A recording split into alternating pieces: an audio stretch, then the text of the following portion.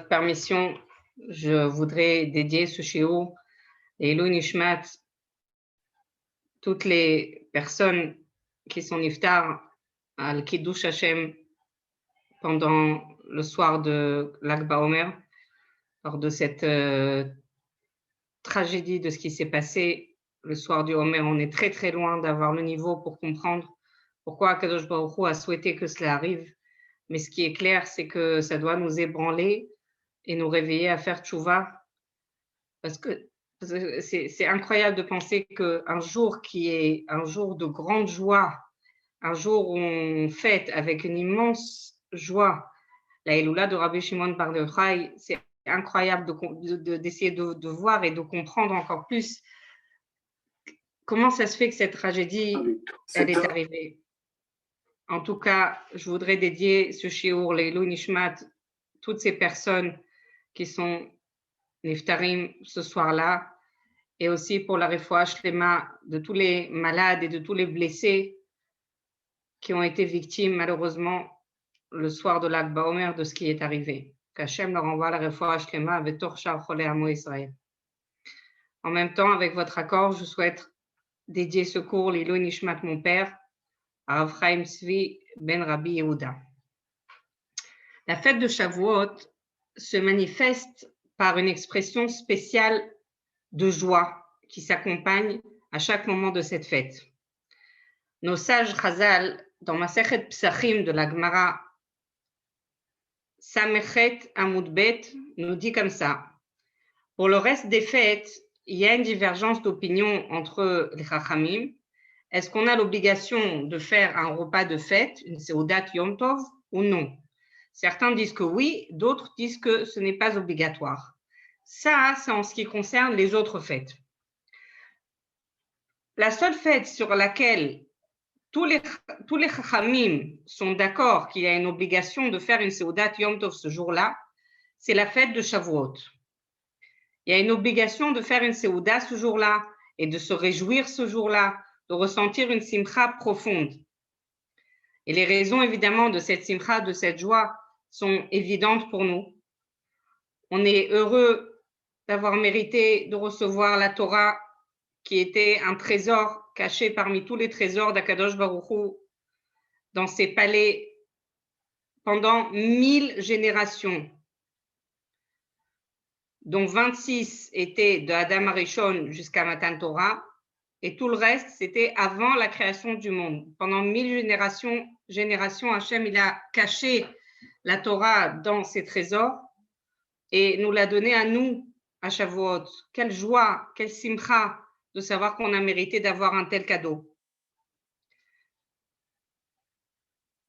Chazal, dans Shabbat, Peichet Amud Bet, nous raconte une sorte d'argumentation qu'il y a eu entre Moshe Rabbeinu et les Malachim, parce que les Malachim y considéraient que la Torah ne devait pas être donnée aux êtres humains, faits de chair et de sang, tellement elle est sainte. Ils trouvaient que c'était la gaspiller que de la donner aux êtres humains.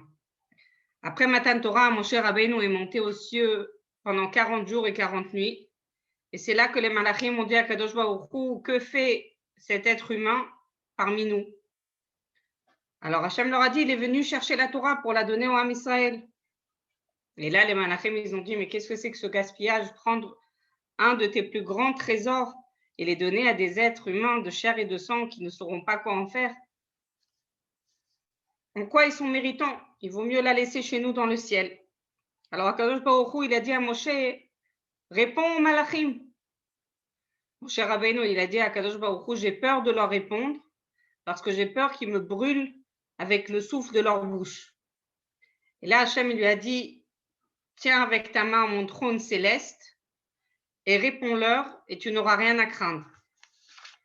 Et là, on voit que Moshe Rabbeinu a rapporté aux Malachim toute une liste de mitzvot assez, de mitzvot positives et de mitzvot lot assez, des mitzvot dans le sens où on doit se préserver de les enfreindre pour leur prouver noir sur blanc que la Torah, elle pouvait être donnée qu'aux êtres humains.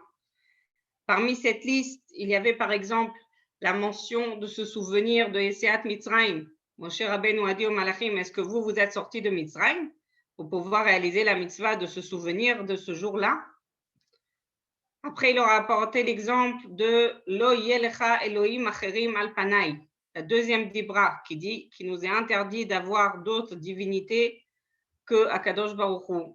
Il leur a dit, est-ce que vous trouvez parmi des idolâtres pour pouvoir faire cette mitzvah? Shamor et Yom Shabbat, gardez le Shabbat. Est-ce que vous, dans la semaine, vous faites des melachot, vous faites des travaux, que Shabbat, vous devez vous arrêter de les faire?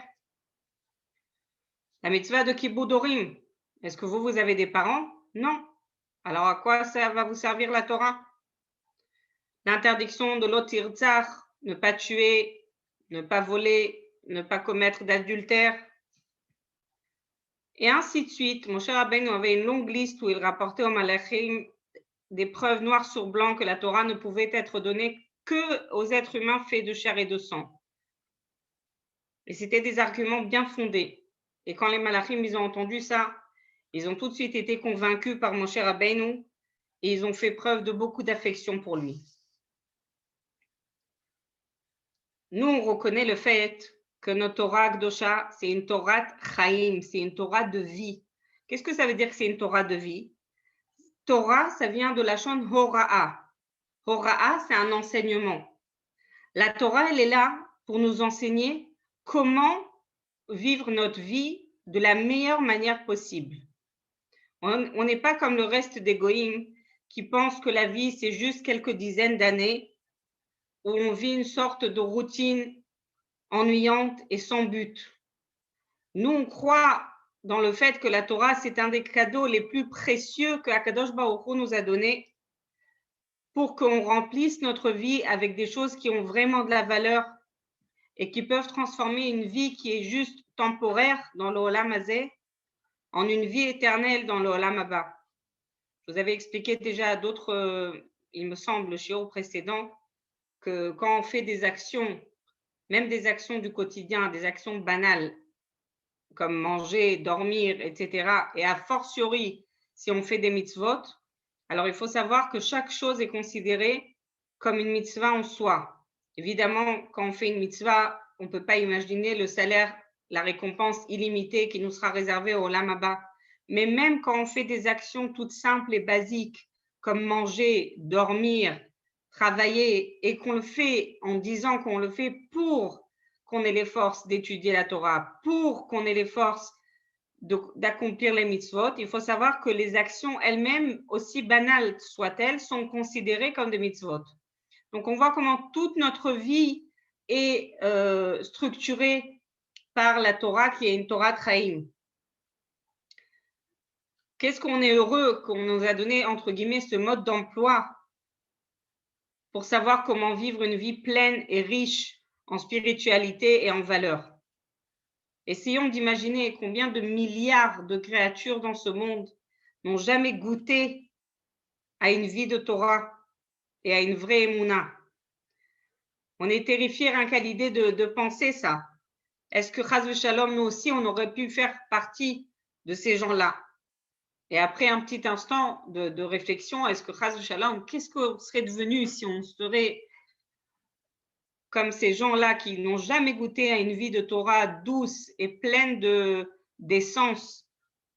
Tout de suite, on se rappelle qu'on n'est pas comme eux, qu'on est le Ham Israël qui a reçu la Torah et ça nous remplit de joie. Combien de gens on voit dans ce monde qui sont en train d'errer en recherchant quelque chose qui va leur apporter du bonheur et ils ne savent pas comment être heureux. C'est la recherche absolue de chaque personne de ressentir le bonheur. Malheureusement, ceux qui n'ont pas la Torah ne pourront pas arriver à ce sentiment de bonheur et de plénitude.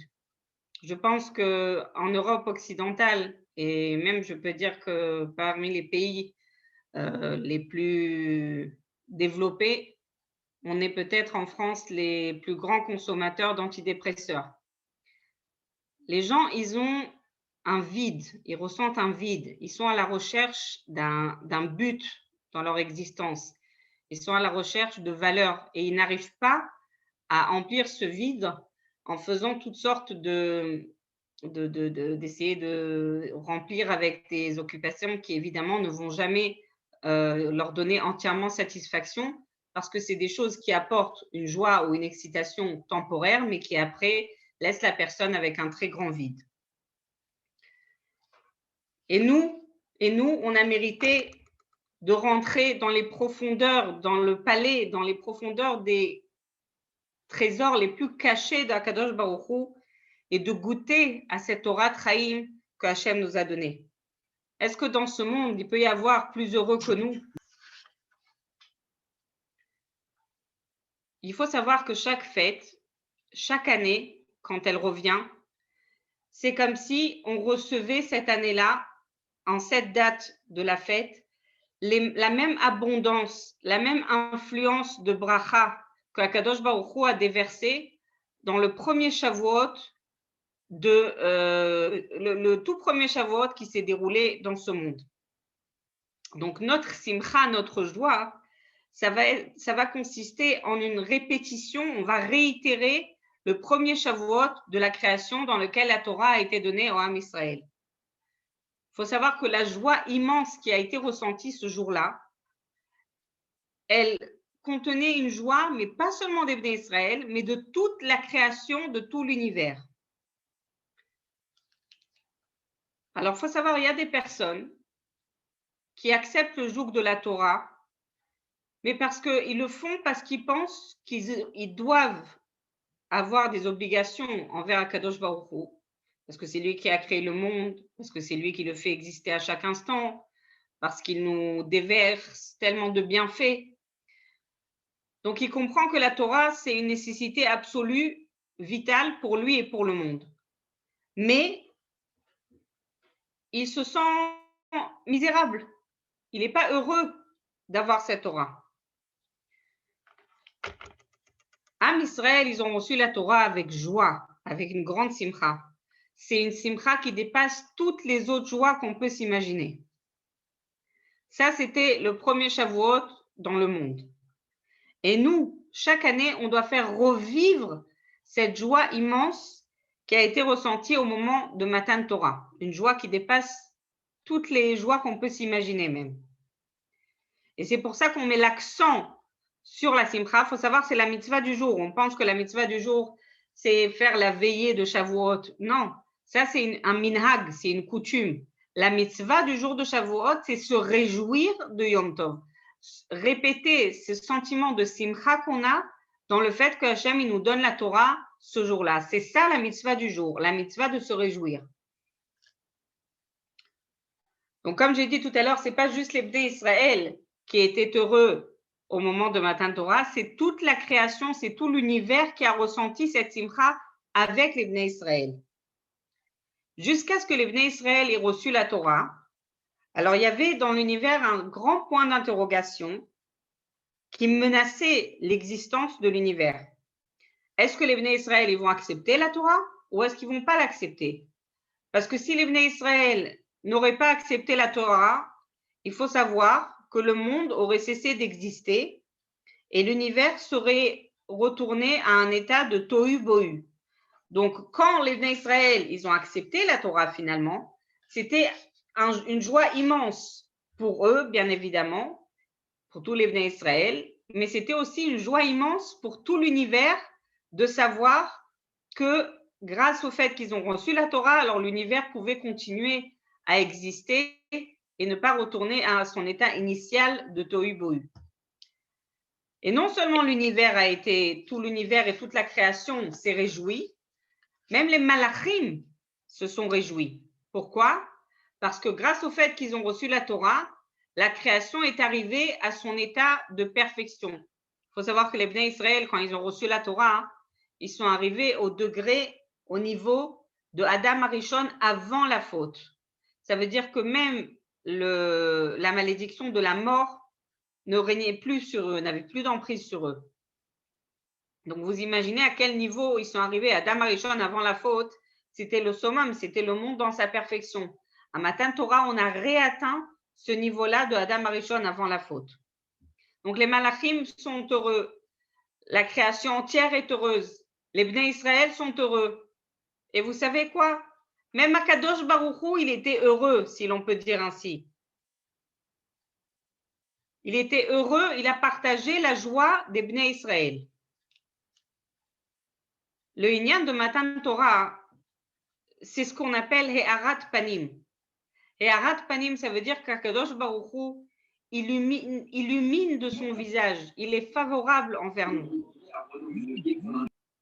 Matan Torah, c'était une He'arat Panim. Hachem, il a illuminé son visage envers nous d'une manière incroyable. C'est écrit dans la Tfila, on récite ça tous les jours.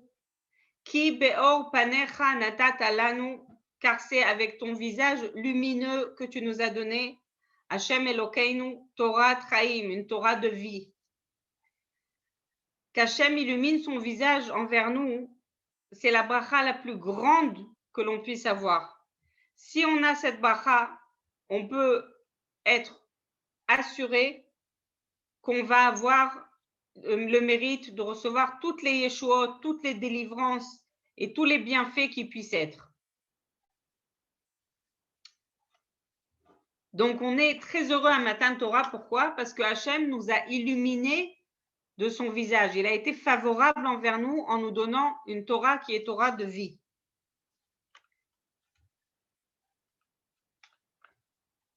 Bien sûr, en parallèle à cet amour, à cette Eharat Panim, à ce visage lumineux, entre guillemets, que Akadosh Baruch Hu nous a montré, nous, en retour, on lui montre évidemment également notre amour illimité pour lui et pour sa Torah.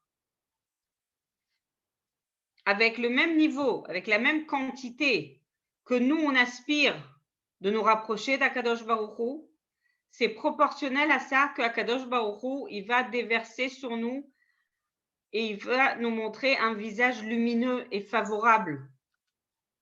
Et si, Chas v'Shalom, on fait le contraire et on se comporte dans ce monde ici en se disant dans nos têtes qu'il n'y a pas quelqu'un là-haut qui regarde ce qu'on fait, alors malheureusement, Akadosh Baruch Hu, il cache son visage, si l'on peut dire ainsi, et il y a ce qu'on appelle un Esther Panim, que le visage d'Hachem, il est caché.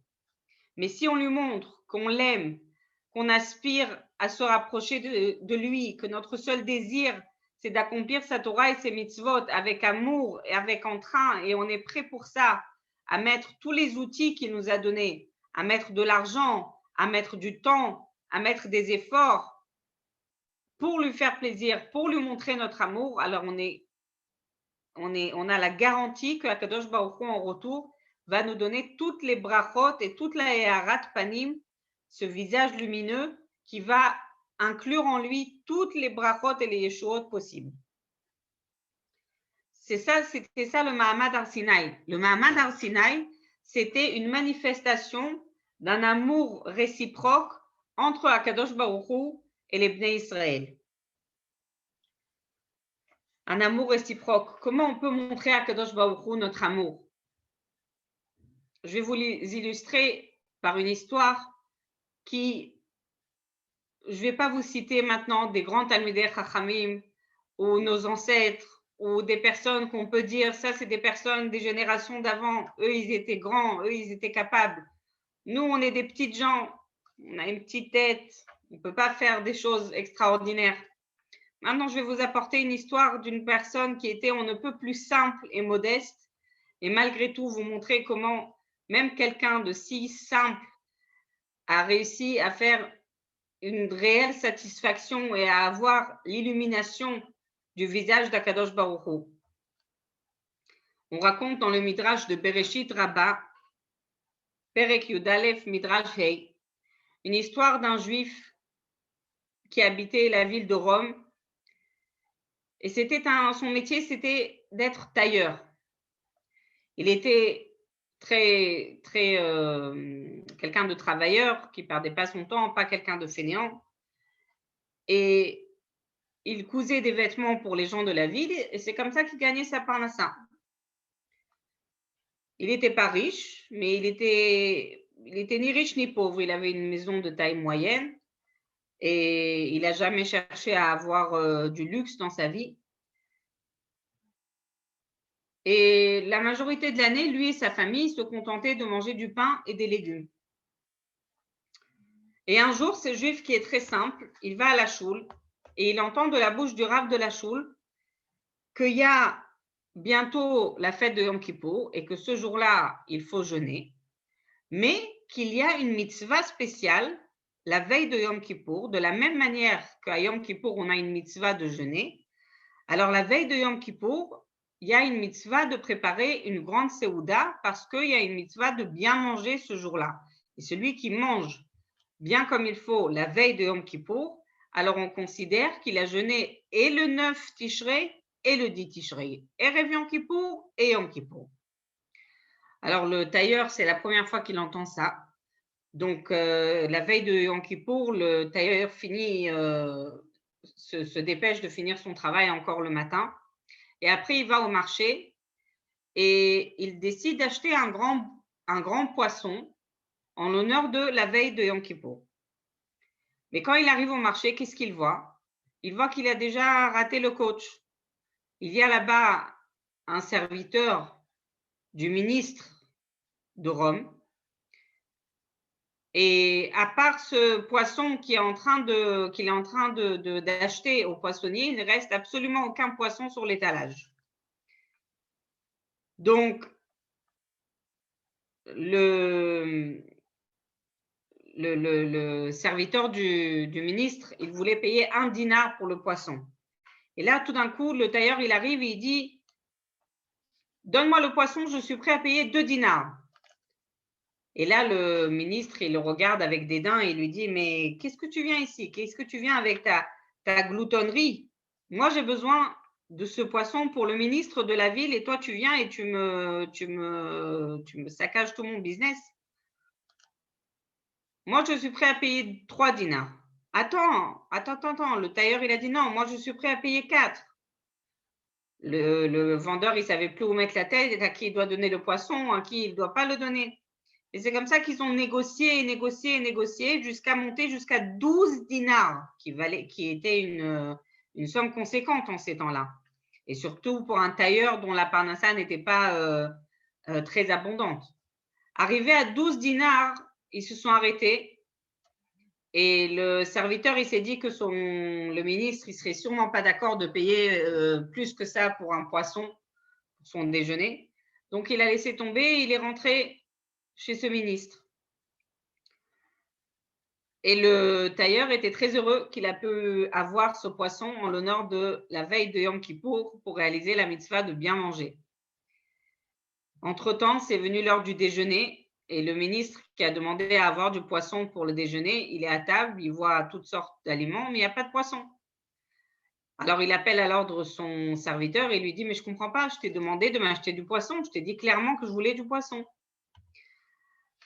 Alors, le serviteur, il lui a dit « Je vais t'expliquer ce qui s'est passé. » Et il lui raconte l'histoire en entière. Et là, le ministre, il se met en colère et il dit « Mais c'est qui ce juif? C'est qui ce glouton qui était prêt à payer 12 dinars, ne serait-ce que pour prendre un poisson pour manger? Je vais le punir extrêmement sévèrement, très sévèrement. » Et là, il lui a dit « Voilà, c'est le tailleur juif qui habite ici dans le coin. » Alors, le ministre était très étonné, mais très en colère aussi. Et il s'est demandé, mais comment un tailleur avec la parnassa qu'il a, il peut dépenser 12 dinars pour un poisson? Comment c'est possible? Peut-être qu'il a volé cet argent.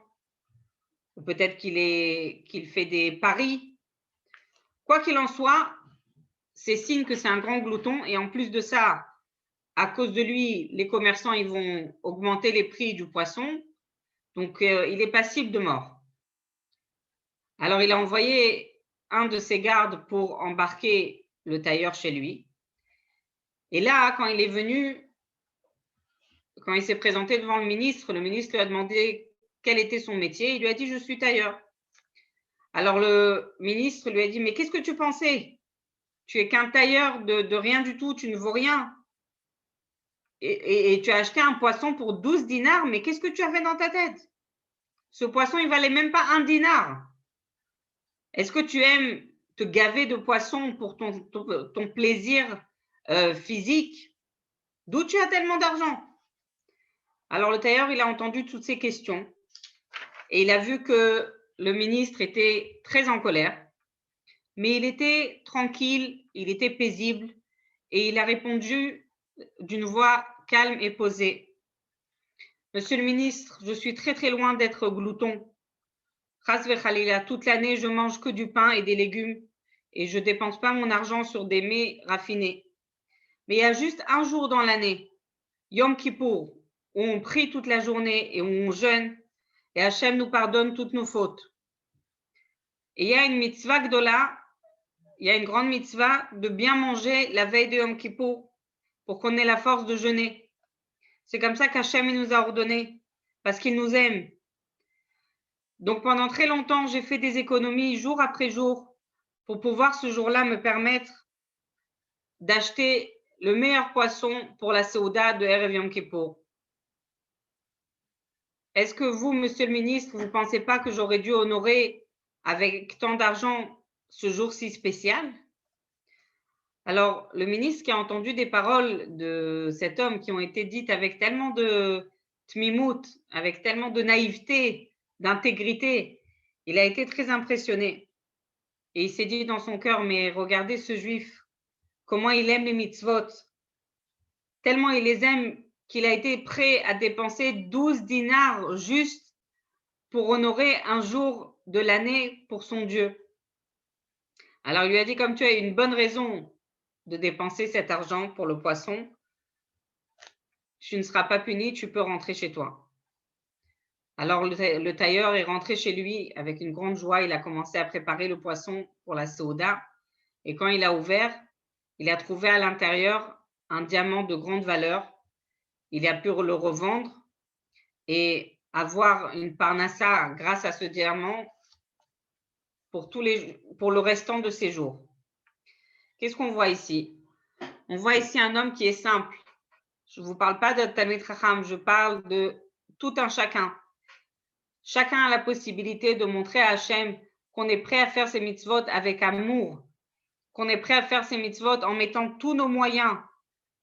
Hachem ne nous donne pas de l'argent pour qu'on le jette par les fenêtres ou pour qu'on le dépense que pour des choses qui sont vaines et futiles. C'est comme ça qu'on lui montre notre amour. Quand on a 100 € et qu'on a le choix entre se faire un bon restaurant ou on a le choix entre acheter un etrog qui a une grande valeur, un etrog meoudar qui est beau, qui est plus que cachère, d'embellir notre mitzvah.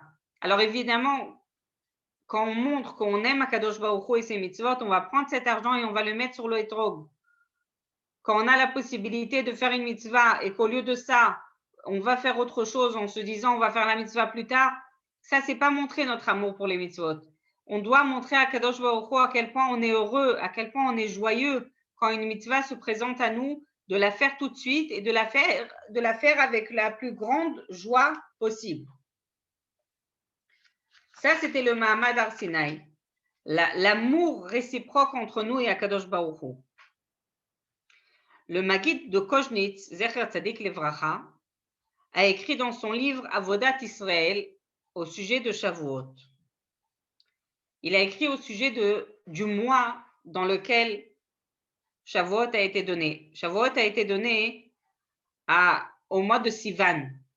Le mois de Sivan, il faut savoir que c'est le mois où le signe astral selon la Torah, c'est le signe des Gémeaux. Gémeaux, jumeaux. En hébreu, ça s'appelle Théomim, c'est des jumeaux. Hachem nous montre qu'ils se comportent avec nous comme des jumeaux se comportent entre eux. Dans les recherches scientifiques, on voit que chez les jumeaux, si l'un d'entre eux ne se sent pas bien, l'autre aussi va se sentir mal. Et si l'un d'entre eux est en bonne santé, l'autre sera aussi en bonne santé. Ça a été prouvé de manière scientifique. Pourquoi? Parce que les deux, ils ont été créés au même moment. De la même manière, Akadosh Baruch Hu, pour ceux qui accomplissent sa volonté, alors lui aussi, il va, comme chez les jumeaux, accomplir notre volonté. Ça va être comme un miroir, comme un face-à-face entre nous et Akadosh Baruch Hu. C'est pas pour rien que la fête de Shavuot a été donnée à Chodesh Sivan, dont le mazal est Teomim, Gémeaux en français, jumeaux en Lachon HaKodesh. C'est une expression d'amour réciproque entre Akadosh Baruch Hu et l'Assemblée d'Israël, comme on peut le trouver entre les jumeaux. Bnei Israël, ils ont rendu de l'amour à Akadosh Baruch Hu, qui nous a montré, comme je vous ai dit, un visage lumineux au moment de Matan Torah. Ils ont dit Naaseh v'nishma. Comment est-ce qu'on peut dire on fera et on écoutera? Qui est-ce qui est capable de dire on va faire avant d'entendre Bichlal? Qu'est-ce qu'on nous demande de faire? C'est que quelqu'un dont on est très très proche et pour qui on a un amour inconditionnel qu'on est capable de dire qu'on va faire avant d'entendre. C'est pas très répandu en général quand on signe un contrat, on dit pas c'est bon, on va le faire et après on écoute ce qu'il y a à faire, on signe le contrat encore avant. Non, c'est quelque chose qui est pas très courant. Mais quand on a un ami, qu'on sait qu'il est fidèle, qu'on sait qu'il est proche, qu'on sait qu'il nous aime, alors on est prêt à dire Naaseh avant Nishma. On fera et après on écoutera. On est prêt à faire les mitzvot Hashem encore avant d'avoir entendu ce qu'il nous demande. À quoi compare les Chachamim ce Naaseh, nous allons faire, qui a été prononcé avant Nishma, avant qu'on va écouter. Amar Rabbi Chama v'Rav Chanina, maï dirtiv ketapuach be'atzeh hayar. Les Bnei Israël sont comparés à un pommier. Pourquoi? Pour nous dire de la même manière que ce pommier, ses fruits poussent avant ses feuilles, de la même manière, Israël, ils ont précédé en disant Naaseh, nous allons faire, avant de dire nous allons écouter. On sait que tout ce que Hachem il nous demande de faire, c'est pour notre bien. On sait que toutes les mitzvot que Akadosh Baruch Hu il nous donne, c'est pour notre bien aussi. C'est pour qu'on ait une vie meilleure. C'est pour qu'on ait une vie qui soit remplie d'une joie, d'une simcha réelle. Il faut se rappeler, mesdames, que Shavuot, la mitzvah essentielle, c'est de se réjouir. Oubliez ses soucis. Aujourd'hui, on reçoit Matan Torah, le cadeau le plus précieux qu'Akadosh Baruch Hu il a au monde, qui nous a attendu 1000 générations avant la création jusqu'à ce qu'on soit prêt et apte à la recevoir. La Torah, c'est une Torah Traïm. C'est une Torah qui va nous donner un contenu et une raison de vivre. Alors, il faut, Be'ezrat Hashem, essayer de vivre notre Torah avec la plus grande joie possible. Et grâce à ça, Akadosh Baruch Hu va illuminer son visage, va nous être favorable et nous donnera la possibilité de faire un maximum de mitzvot avec un maximum de joie et nous permettre de recevoir Mashiach Tzidkeinu Bimera Beyameinu Amen.